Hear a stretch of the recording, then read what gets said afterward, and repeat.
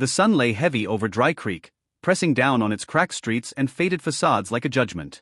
Dust moved where men didn't, curling in lazy spirals from wagon ruts and boot heels. A sign creaked above the saloon, its paint half flayed by wind and years. The town had a sound to it, a slow, tired hum, until laughter split it open like a whip crack. Jonas Hale reined in his horse outside the general store, the leather reins warm in his hands. He'd ridden 30 miles under a sun that had no mercy and fewer clouds, the kind of heat that stripped the world to bone and shadow. He tied his mare to the post, adjusted the brim of his hat, and looked down the street toward the sound. Laughter again, harsh male without humor. In front of the saloon, 3 men stood in loose circles of shade, their spurs winking. A fourth figure, small, slight, crouched near the watering trough.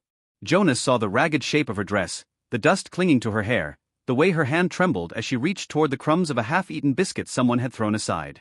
"Look at her," one man drawled. "Ain't even got the sense to ask proper. Dog's got more pride." The others laughed. A thin smile passed between them, the kind born from boredom and cruelty. Jonas didn't move at first. He'd seen plenty of shame in his time, men who begged, women who lied, drifters who stole to keep breathing.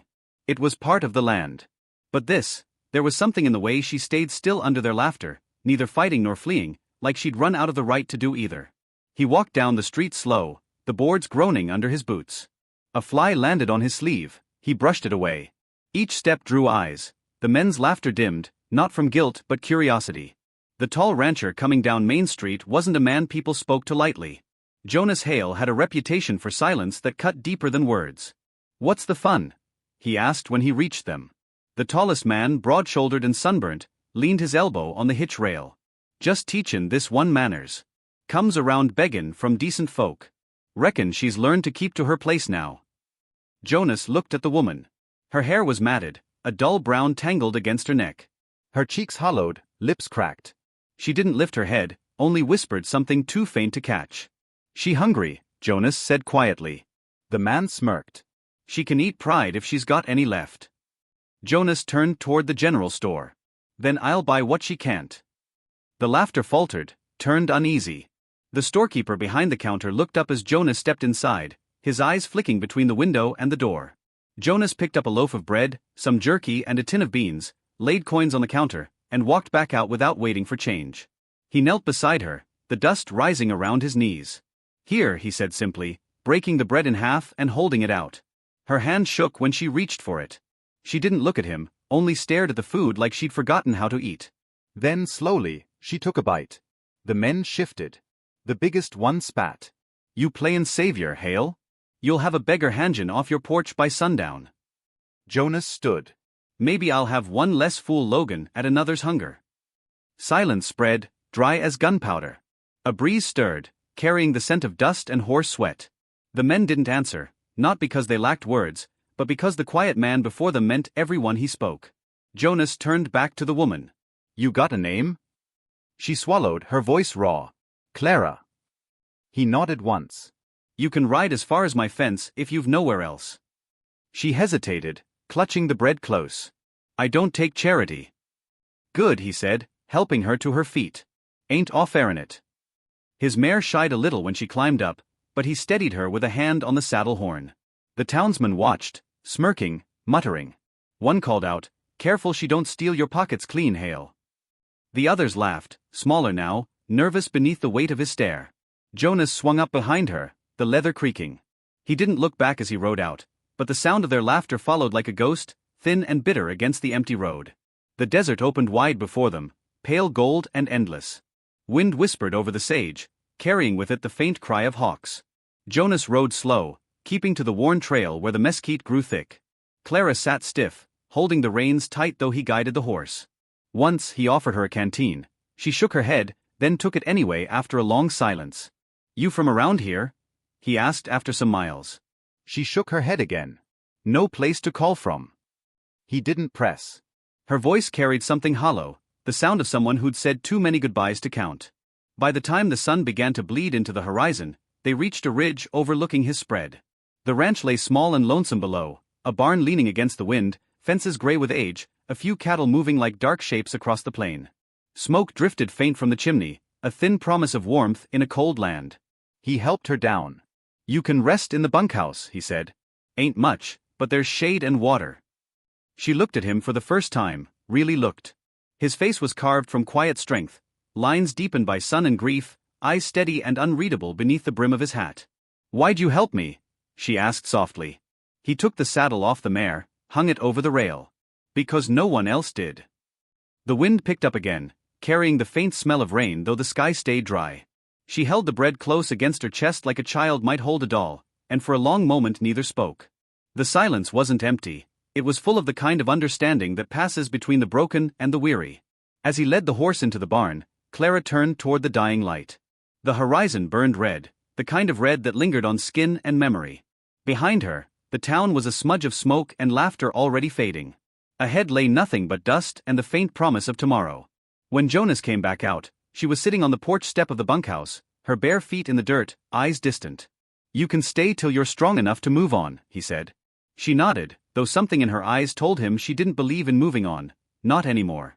The mare whinnied softly from the corral.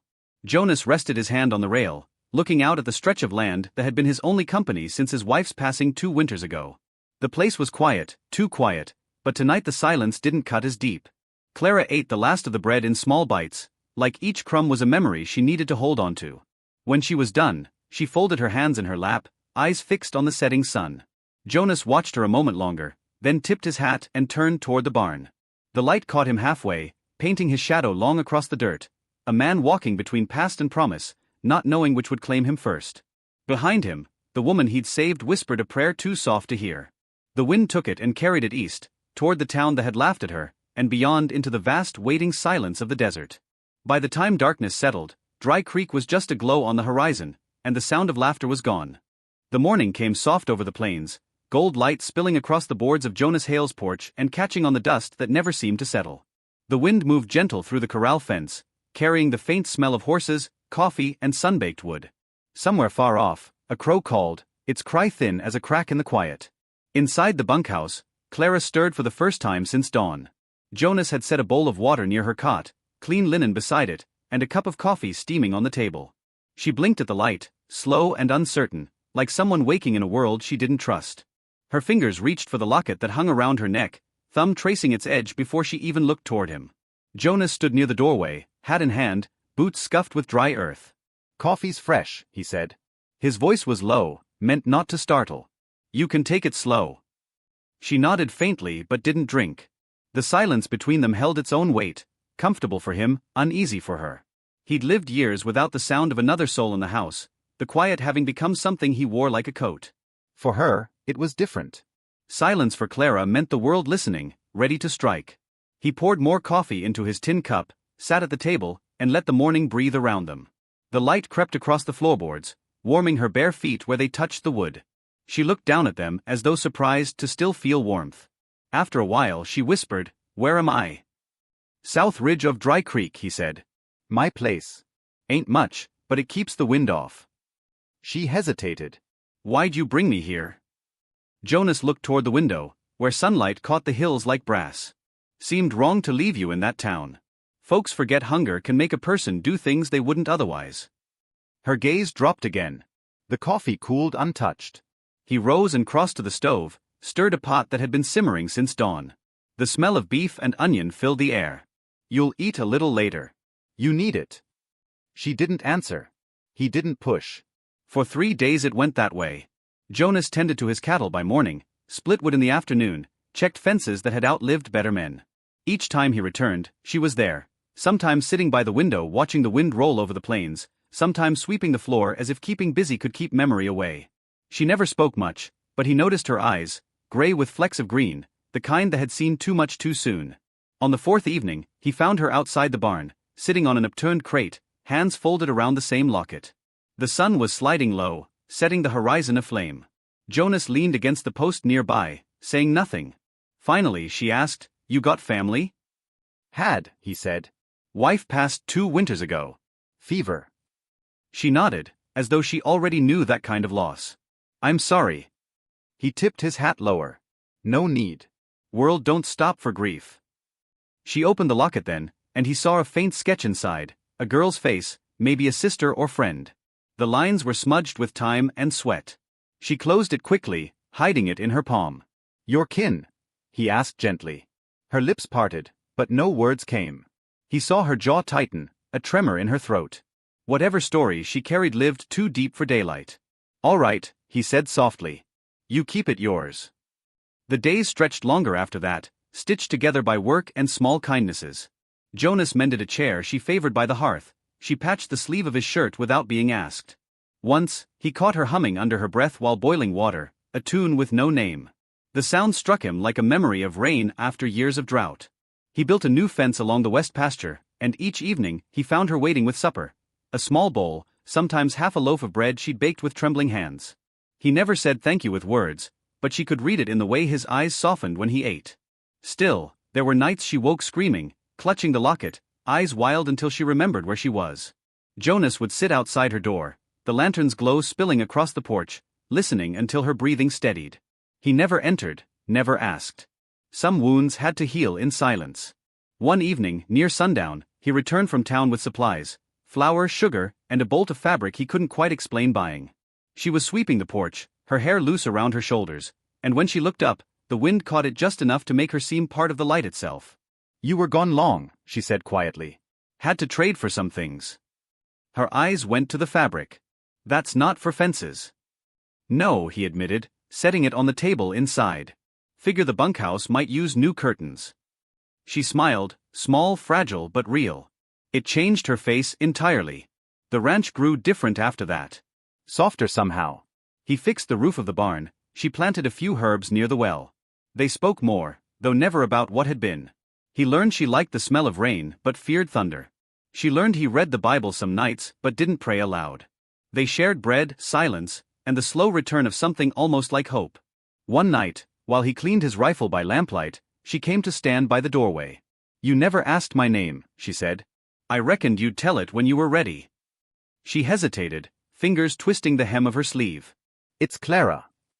He looked up, meeting her eyes. Fits you. How's that? He smiled faintly. Strong. Sounds like something that lasts. She turned away, but he caught the ghost of a smile before she did. The air between them shifted, warmer now, like the earth before a storm. Later that night, after the lamp was out, Jonas sat by the window, watching the prairie under a wash of moonlight. The candle Clara had lit still flickered faintly through the cracks of the bunkhouse window. That small flame carried more comfort than he'd felt in years. It meant someone else breathed under his roof, someone who saw the same stars and maybe believed they still held promise. But as his eyes drifted toward the horizon, he caught movement on the far ridge. A lone rider sat there, still as a carved shadow, watching the ranch. The moon caught on the metal of a rifle slung across his shoulder. Jonas stayed by the window until the rider turned and vanished into the dark. He said nothing the next morning, not even when Clara asked if he'd slept poorly. He only nodded, poured her coffee, and listened to the wind moving across the grass. Yet in his chest, something old and familiar stirred, a warning. The world had ways of following those who tried too hard to leave it behind. As the sun climbed higher, he watched Clara step outside, brushing her hair back with one hand, the locket catching light at her throat.